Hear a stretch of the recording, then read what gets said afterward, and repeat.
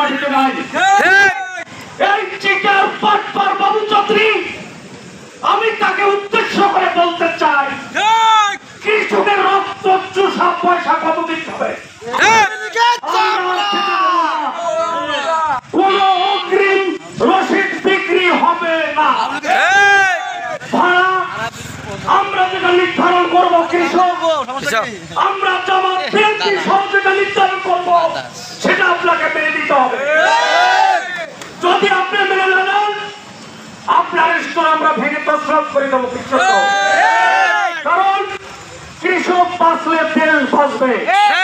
কৃষকের পয়সা দিয়ে আজকে সরকার চলছে, কৃষকের পয়সা দিয়ে পুলিশ ভাইদেরকে বেতন দেওয়া হচ্ছে, কৃষক ভাইদেরকে দিয়ে আজকে রাষ্ট্র পরিচালনা করা হচ্ছে। বাংলাদেশে 85% কৃষকের পয়সা ভর্তুকি দিয়ে চলছে। শিকারি পাটপারি চলবে না, কারণ কৃষকের রক্ত ঘামা পয়সা। আজকে কৃষক আলু করে 7 টাকা কেজি আলু, আর তুমি নিয়ে নির্ধারণ করছো 8 টাকা। তোমার বাবার প্রত্যেক সম্পত্তি নয়।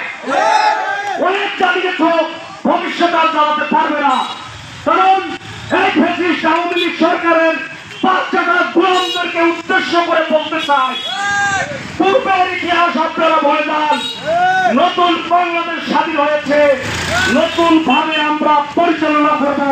আমরা কৃষকের পক্ষে আছি, আমরা গরিব মেহনতি মানুষের পক্ষে আছি, আমরা সাধারণ শ্রমিকের পক্ষে আছি, আমরা ন্যায়ের পক্ষে আছি। এটা আপনারা আশ্বস্ত থাকবেন।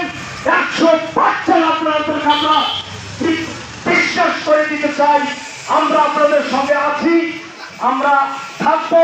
ভবিষ্যতে আপনাদের নিয়ে আমরা সমস্ত পরিকল্পনা করবো ইনশাআল্লাহ।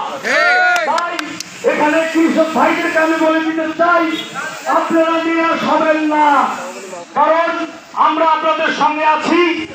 এই আশা ব্যক্ত করে, আপনাদের সুস্বাস্থ্য দীর্ঘায়ু কামনা করে আমি আমার সংক্ষিপ্ত বক্তব্য এখানে শেষ করছি। খোদা হাফেজ। বাংলাদেশ জিন্দাবাদ। বাংলাদেশ জাতীয়তাবাদী দল বিএনপি জিন্দাবাদ।